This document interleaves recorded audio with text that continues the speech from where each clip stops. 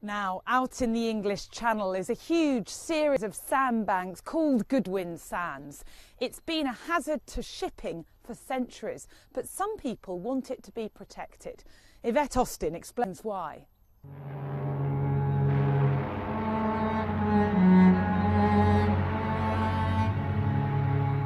(1940) and the Battle of Britain is raging in the skies above the English Channel. Flying officer John Kerr Wilson is at the controls of a Spitfire. He's hit by enemy fire and his plane joins others from both sides in the war that have ditched into the notorious Goodwin Sands.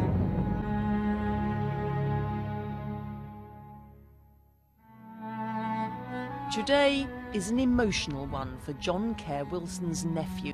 He's heading out to the sands for the first time to pay his respects to the uncle everyone called Jack.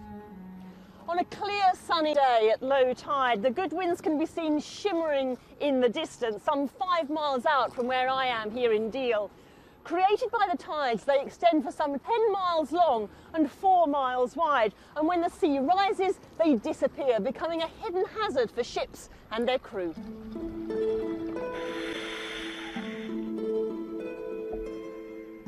Below the surface, in the murky waters, the wreck of a ship, the Roosevik.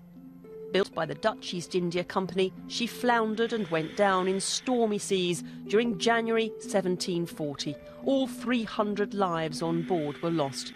Since the first documented wreck of 1298, it's thought there have been as many as 2,000 shipwrecks roughly plotted here on the Goodwins.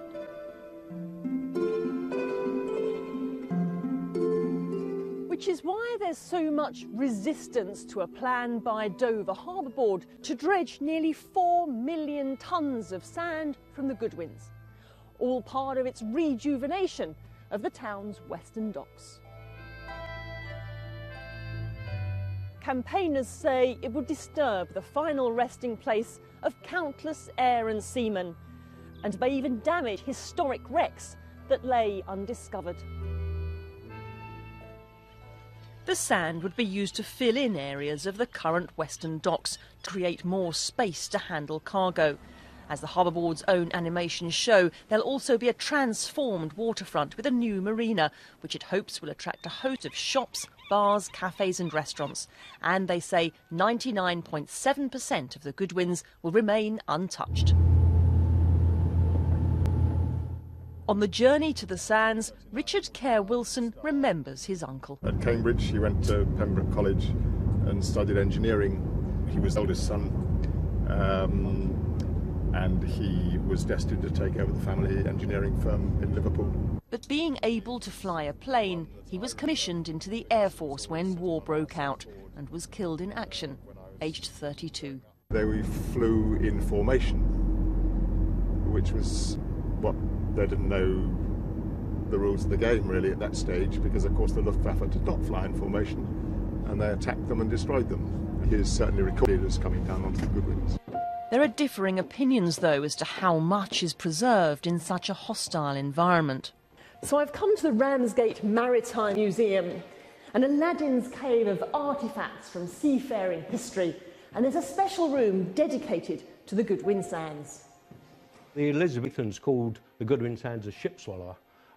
What happens is basically the sand gets washed away from the bow and the stern with the tides, and then she either breaks her back or it creates a trench where the ship will sink into the trench and keep sinking. Is there an estimate to how many people over the centuries have died there? Impossible to say. There must be at least 2,000 shipwrecks. And salvaging from the Goodwins is a huge undertaking, as was proven back in 2013, when a German World War II Dornier bomber, believed to be the last intact example of its type in the world, was lifted from its resting place in the sand. It took 3 years to plan the operation. Wow, that's huge. At the former RAF station in Hawkinge, historian David Brocklehurst has been piecing together the jigsaw of the Battle of Britain. There are pieces here from 700 aircraft, along with other wartime relics and soldiers' stories. David has also compiled a list of airmen and aircraft lost on the Goodwins in 1940 alone. There is 60 aircraft and over 70 airmen on the list. And they're all potentially Yes. could be on the Goodwins. Absolutely. And he has strong feelings about Dover Harbour Board's plan. It's just disrespectful. It's, you know, if it was one of their relations, they probably would feel the same way as we do. But unfortunately, these days, it seems to be that money counts.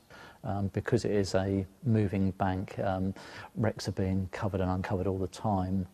Most of the surveying they're going to do will only touch the surface and won't touch really where the aircraft and vessels will be. And the only time they'll be disturbed is potentially if they actually dredge that area.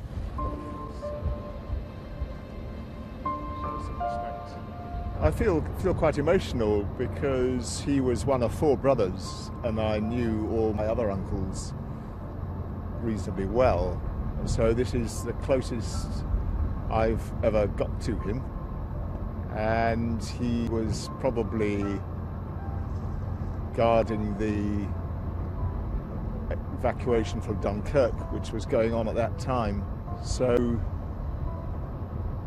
it's quite evocative coming out here. The thought of them dredging when there are so many is appalling. So you've got South Goodwins, North Goodwins, that's the marine conservation zone, and that red long thin strip is the proposed dredging zone.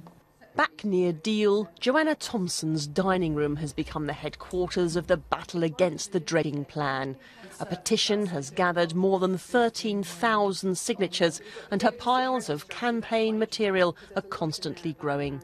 She's not opposed to the Harbour Board's development, just where it wants to get the sand from. There's no concern about how the local community might feel about the Goodwins, which are very close links with the coast here. Not once have they actually voiced any concern or sensitivity about it, and I think probably underlying that might be one of the causes why people are just thinking, well, why should they?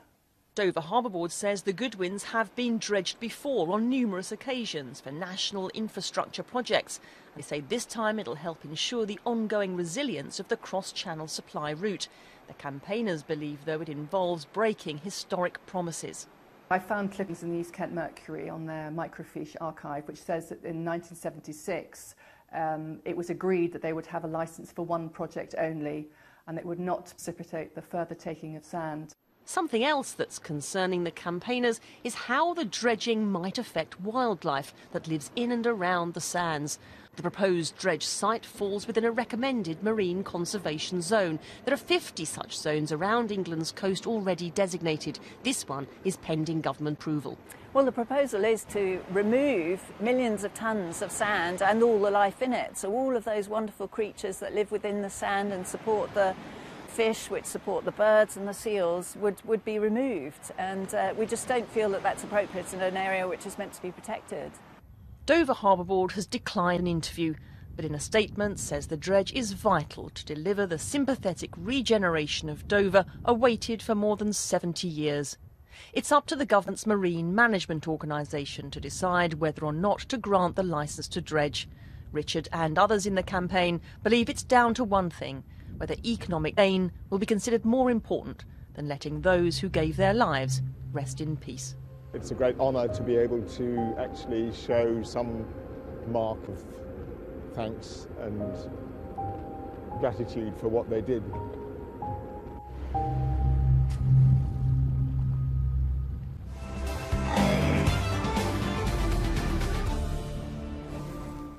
Yvette